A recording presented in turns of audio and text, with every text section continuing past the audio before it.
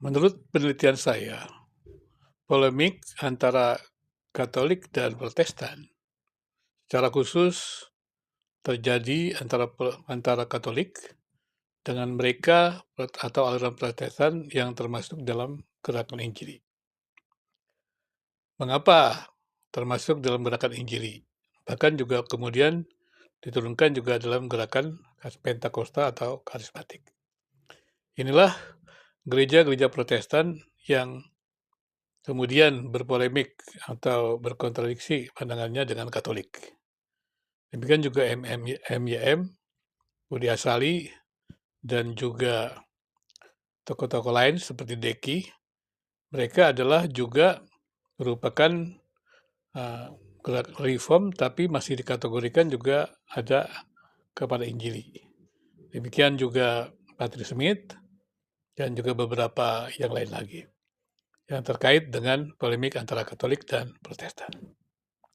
Mengapa polemik Katolik dan Protestan itu terjadi? Karena apa yang dilakukan ataupun yang dirumuskan oleh pandangan Katolik adalah pandangan yang final.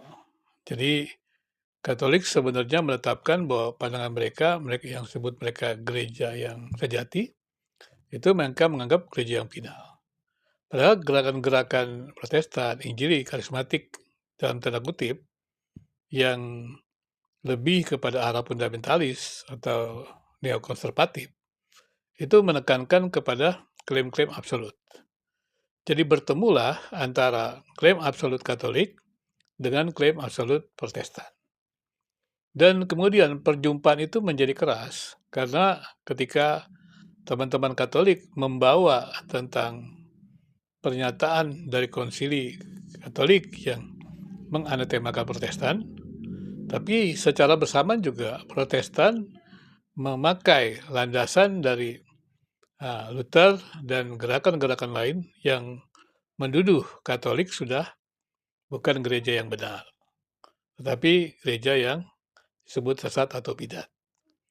Nah, akibatnya Katolik menuduh atau melabelkan Protestan bidat, dan Protestan dalam arti kata adalah gerakan-gerakan Injili, baik itu Reform juga yang termasuk gerakan Injili ataupun konservatif, neokonservatif, dengan klaim absolutnya, juga karismatik dan juga Pentakosta dengan klaim absolutnya, itu kemudian berseberangan dengan Katolik.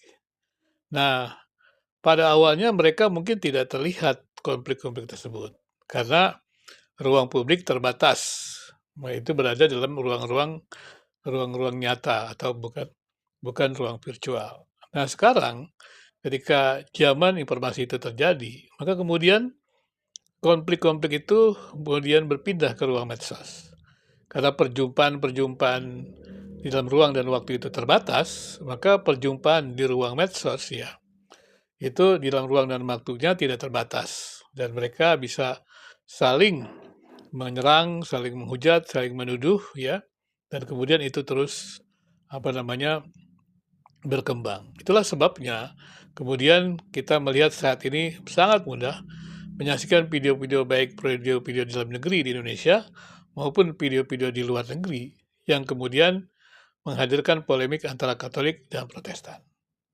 Kubu Katolik mengatakan bahwa Protestan itu gereja yang tidak benar, sesat, bukan sejati, dan gereja-gereja Injili, Reform yang sebenarnya juga masuk Protestan, tapi Protestan yang konservatif gitu, bahkan fundamentalis ya, yang menganggap klaimnya itu ada paling sempurna, itu kemudian menuduh pandangan dari Katolik itu salah.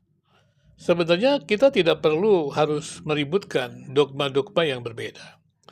Bangunlah dogma-dogma yang ada di kita sendiri. Kalau Katolik mengembangkan dogmanya, dogma Katolik, yaitu urusan Katolik. Tapi ketika diberitakan di dunia publik, medsos, ya kita bisa belajar di sana. Tidak perlu kita kemudian merespon dengan memaki teman-teman Katolik, bidat, dan segala macam.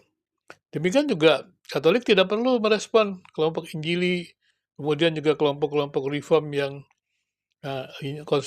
konservatif begitu, yang dengan klaim-klaim absolutnya, yang menganggap diri paling benar, dan kemudian Katolik bidat, tidak perlu juga diladeni secara berlebihan. Karena itu hanya akan menimbulkan perdebatan-perdebatan yang tidak penting menurut saya. Jadi karena itu, bagi saya, perdebatan-perdebatan di ruang publik, medsos, antara Katolik dan gerakan-gerakan Injil ini sebenarnya hanya persoalan masing-masing memegang klaim absolutnya saja. Sebenarnya kalau mereka tidak memegang klaim absolut, atau mungkin dalam bahasa umumnya saya katakan kalau mereka mungkin bisa membedakan yang namanya nilai-nilai bersama dengan nilai-nilai eksklusif, mungkin juga tidak akan terlalu persoalan. Jadi kalau memang tidak bisa yang namanya dialog teologis, yang kemudian menghasilkan, meminggirkan yang lain, Katolik tidak perlu seperti juga dogma Katolik masuk dalam dialog teologi. Seperti juga yang dikatakan oleh apa namanya, dari kardinal ya di Jakarta ya, yang untuk yang Gereja Katolik Jakarta, yang mengatakan bahwa dialog teologis itu dia belum menemukan. Dia masuk dalam dialog yang sifatnya dialog karya atau menyelesaikan masalah-masalah kehidupan bersama. Masuk saja di sana, tidak perlu harus masuk dalam dialog-dialog teologis. Dan kalau dialog-dialog teologis tidak bisa dilakukan, ya katakan saja tentang dogma-dogma yang ada, yang mereka pelajari dari Alkitab. Jangan kemudian membuat sintesis, tapi membuat sintesis dari yang dia tidak tahu begitu. Apalagi kan kita tidak bisa membaca Alkitab lewat keragaman dogma. Kalau membuat perbandingan-perbandingan boleh saja, tapi kan perbandingan tidak boleh serta menyesatkan. Perbandingan kan hanya menentukan adalah perbedaan dan kesamaannya saja. Nah kemudian harusnya kan terobosannya bukan menekankan perbedaan atau kesamaan. Kalau kesamaan ya bagus ya, tapi perbedaan bukan. Fokusnya harusnya kepada bagaimana Katolik dan Protestan bisa hidup bersama. Jadi menurut saya lebih baik perjumpaan Katolik Protestan di dunia medsos itu lebih kepada nilai-nilai bersama. Sehingga mereka bisa berjumpa di medsos ini dengan suasana yang nyaman, diskusi agama yang ramah, sehingga dengan demikian juga masyarakat, secara khusus kalangan generasi Z gitu, generasi Alpha juga bisa melihat bahwa agama-agama itu menampilkan wajah damai bukan kekerasan.